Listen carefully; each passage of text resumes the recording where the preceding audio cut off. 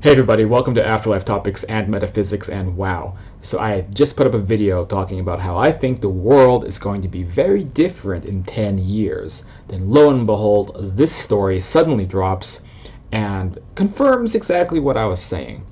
In a nutshell, the US Army is announcing that they're going to begin working with mysterious metals, which we would know as pieces of crashed UFOs, for the purposes of creating new technologies. Sounds crazy, right? This can't be a real story. Well, it is a real story. Welcome to 2019, when the UFO subject is no longer even a fringe area and most people are asleep. They don't even realize that this is happening around them, with the government coming out and saying, hey, there's UFOs, hey, we want to get involved, hey, we want to make UFOs, hey, we want to do all this. Basically taking the whole subject seriously. What the heck is going on here? Before we go further, please go down, hit that subscribe button, like the video, share the video if you think this is important. Okay, so let's take a quick read.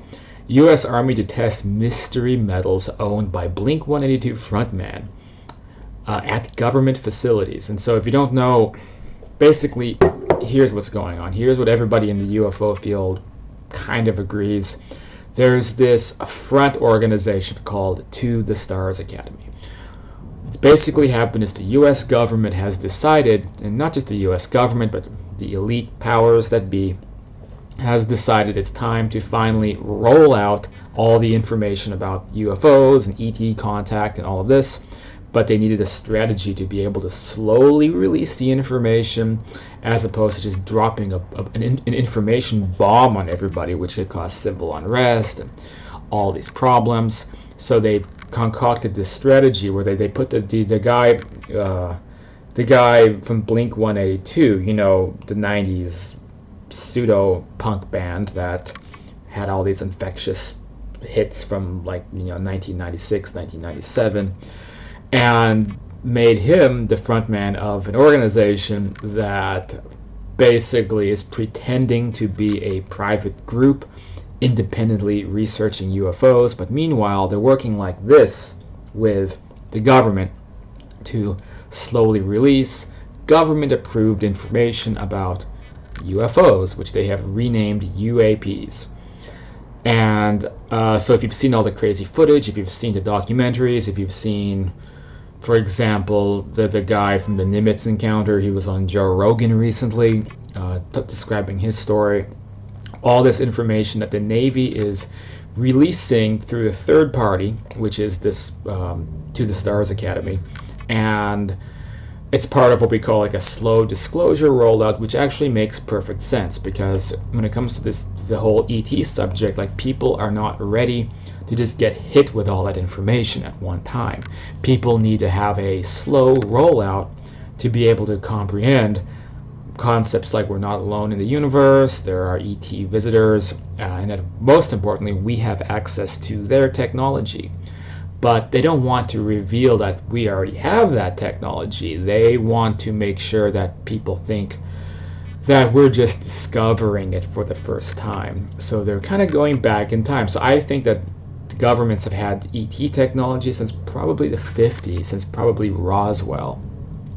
So right now on the timeline, like, we're in like 1950 right now. So they're trying to basically go from the covert black programs and the secret space programs and all this stuff that's under wraps, and they're trying to move that from basically the beginning of the real timeline up to the modern age in like a very expedient fashion.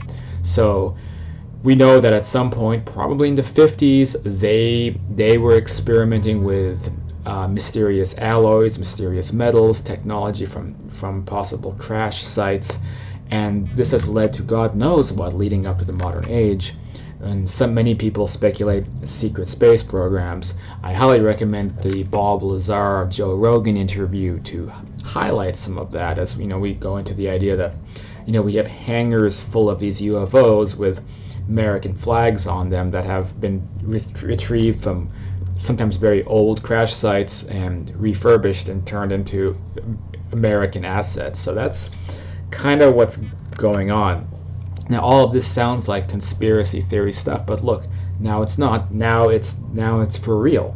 And I was never that interested in UFOs, to be honest, but we're looking at first major so-called supernatural subject busting into the mainstream all of a sudden, being given government approval. So let's just take a read real quick. New information on the deal between To the Stars Academy of Arts and Sciences and the U.S. Army shows that the Army wants to verify the UFO research group's claims about unexplained alloys and technology innovations. So that's what this is going to come down to. It's going to be about using ET's crashes to create new technology that we already have that technology, but we're going to pretend like we're inventing it for the first time, and then that is going to be the stuff that's going to kind of revolutionize everything. But it has to be done in this very controlled fashion. The eye-catching partnership between the group, owned by former Blink-182 guitarist Tom DeLonge, and the Army made headlines in recent days as many wondered what form the collaboration would take. The group has claimed to be in possession of a range of mysterious metals, probably given to them by the government, that are said to be beyond current engineering technology. Now documents relating to the Cooperative Research and Development Agreement, CRADA, released by the War Zone website, reportedly shows that the Army wants to attempt to verify TTSA's claims. So this is now what the Army is. The Army has said, To the Stars Academy of Arts and Sciences is a company with material and technology innovations that offer capability advancements for Army ground vehicles. Come on. These technology innovations have been acquired, designed, and produced by the collaborator TTSA, leveraging advancements in metamaterials and quantum physics to push performance gains. Can you believe this is the Army is saying this? Crazy. So here's what they just said. They said that this company has pieces of UFOs that we can reverse engineer to create high-tech futuristic weapons and whatever. This is real, folks. This isn't fake news. This is a real story.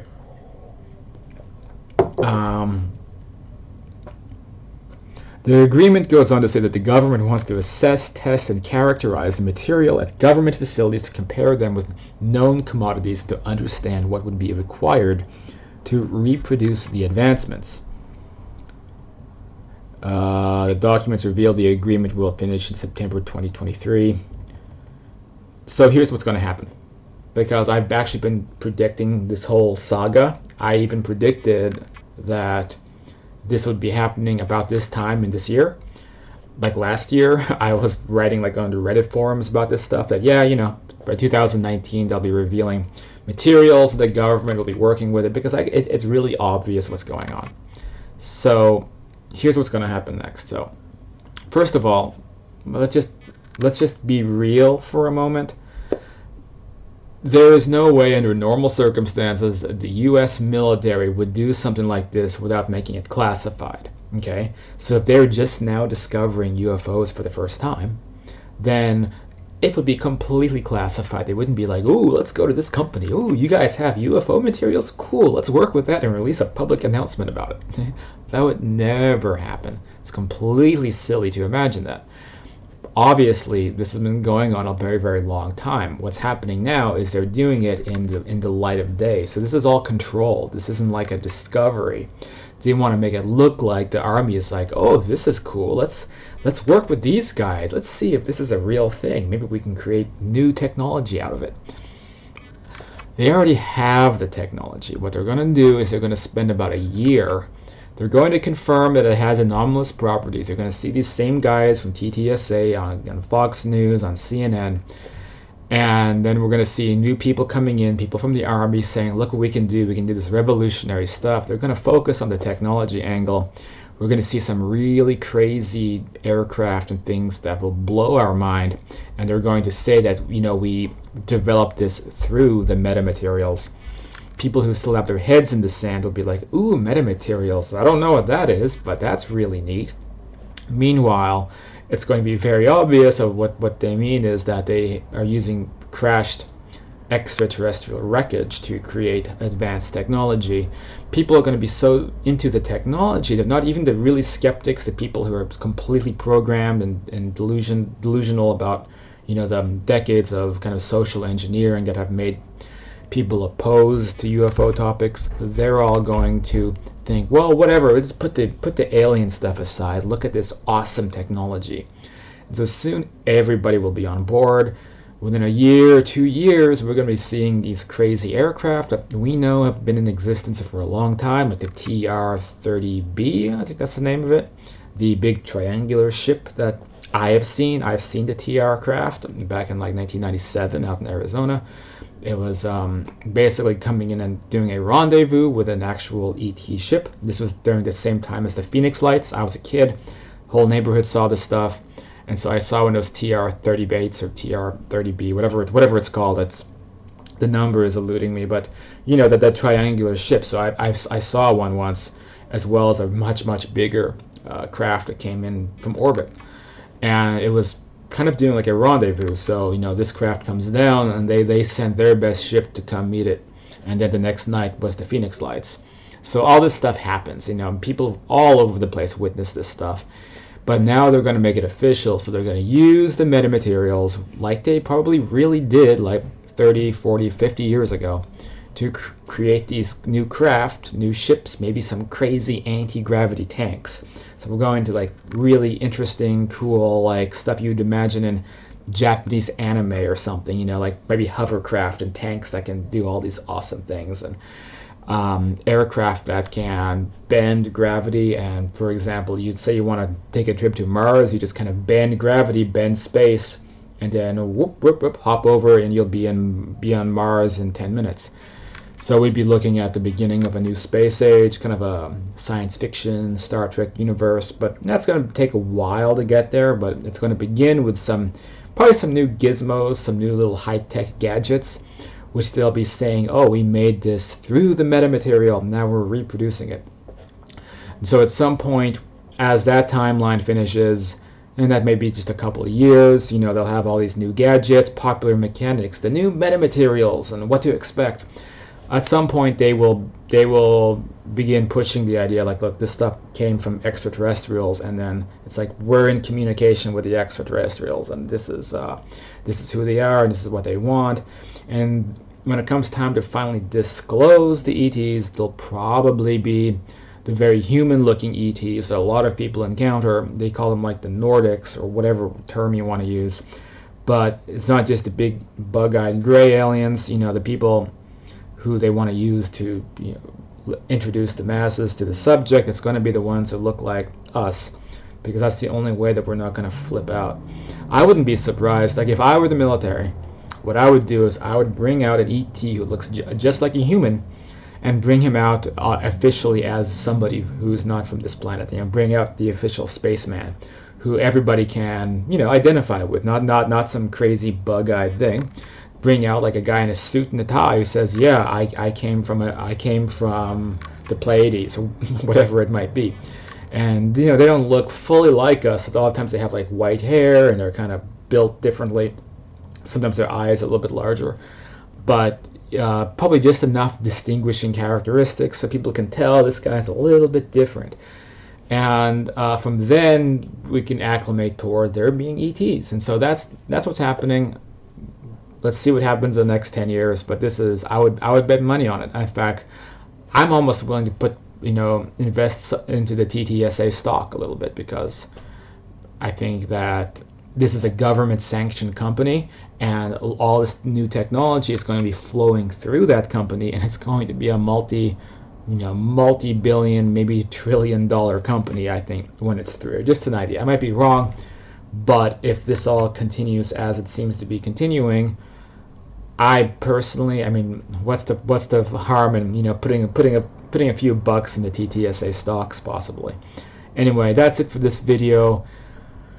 I don't usually talk about UFOs, but this is just too big to not talk about. So I hope you liked the video.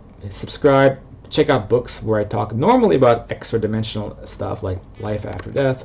So you can buy books like Understanding Life After Death, or The Afterlife and Beyond, afterlifetopics.com. You can get involved as a patron if you want to work with me one-on-one, or join classes and things like that, or join Afterlife University at afterlifetopics.com/university. So we have big classes and behind the scenes with guests and all that cool stuff. So anyway, I'll see you guys on the next video.